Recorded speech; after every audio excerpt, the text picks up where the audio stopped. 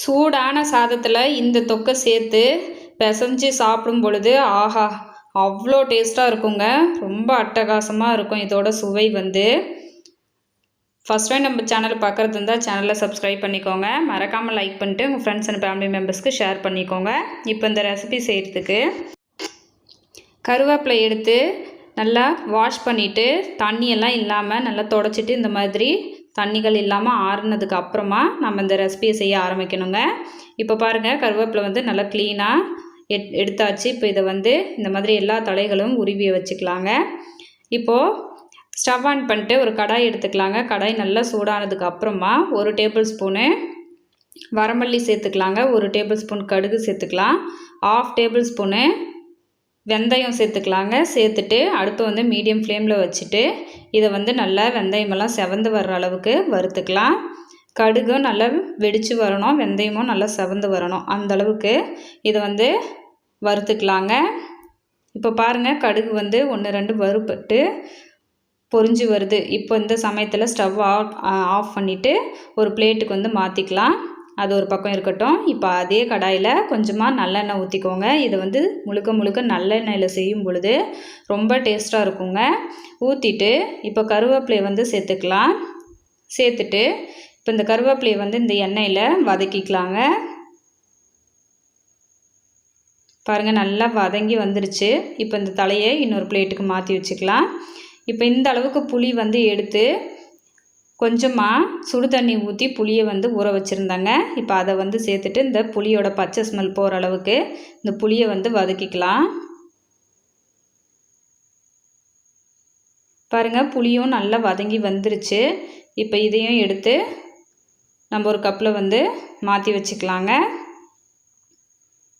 மாற்றி வச்சுட்டு நம்ம ஆல்ரெடி வறுத்து வச்சுருந்தோம்ல கடுகு மல்லி எல்லாம், அது நல்லா ஆறுனதுக்கு அப்புறமா மிக்ஸி ஜாரில் சேர்த்துட்டு இது வந்து நல்லா பவுடர் பண்ணி எடுத்துகிட்டு வந்துடலாங்க. பாருங்கள், இந்த அளவுக்கு. இப்போ இது ஒரு பக்கம் இருக்கட்டும். இன்னொரு பக்கம் நம்ம வறுத்து வச்சுருந்த கருவேப்பிலை வந்து நல்லா ஆறி வந்துருச்சுங்க.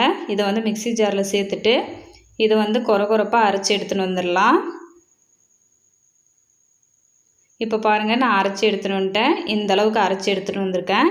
இப்போ இதில் நம்ம வதக்கி வச்சுருந்தோம்ல புளி, அந்த புளியை வந்து சேர்த்துக்கலாங்க. சேர்த்துட்டு இப்போ இது கூட மிளகாய்த்தூள் வந்து சேர்த்துக்கலாங்க. உங்களுக்கு எந்த அளவுக்கு காரம் வந்து தேவைப்படுதோ அதுக்கு தகுந்த மாதிரி சேர்த்துக்கோங்க. சேர்த்துட்டு இப்போது கல்லுப்பு வந்து 1 டேபிள் ஸ்பூன் சேர்த்துக்கிறேங்க. சேர்த்துட்டு இப்போது இதை மூடி போட்டு நல்லா ஒரு துவையல் அளவுக்கு அரைச்சி எடுத்துன்னு வந்துடுங்க. இது வந்து அரைப்படுறதுக்கு ரொம்ப கஷ்டமாக இருக்குங்க. அதனால் நல்லெண்ணெய் ஊற்றி அரைச்சிக்கோங்க. ஒரு 2 கரண்டி அளவுக்கு நல்லெண்ணெய் ஊற்றி அரைச்சிக்கலாம். நல்லெண்ணெய் இல்லாதவங்க கொஞ்சமாக சுடு தண்ணி ஊற்றி அரைச்சி எடுத்துக்கலாங்க. தண்ணி வந்து எதுவும் சேர்க்கக்கூடாது, அப்போ தான் ரொம்ப நாளைக்கு வந்து கெடாமல் இருக்கும். இருந்தாலும் கொஞ்சமாக தண்ணி வந்து ஊற்றி அரைச்சி எடுத்துக்கோங்க. இப்போது ஸ்டவ் ஆன் பண்ணிட்டு கடாயை சூடுபடுத்திட்டு எண்ணெய் ஊற்றிக்கலாங்க. எண்ணெய் நல்லா சூடாகி வந்ததுக்கப்புறமா 1 டேபிள் ஸ்பூன் உளுந்தும் 1 டேபிள் ஸ்பூனு கடலைப்பருப்பும் சேர்த்துக்கலாம்.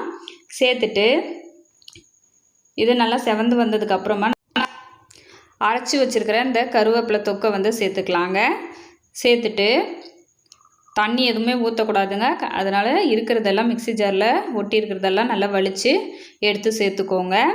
சேர்த்துட்டு இப்போ இதை வதக்கி விட்டுறலாங்க. வதக்கி விட்டதுக்கப்புறமா நம்ம பவுடர் பண்ணி வச்சுருக்கிற இந்த கடுகு பவுடரை வந்து சேர்த்துக்கலாங்க. சேர்த்துட்டு இது கூடவே கொஞ்சமாக 1 டேபிள் ஸ்பூன் அளவுக்கு வெல்லம் வந்து சேர்த்துக்கலாம்.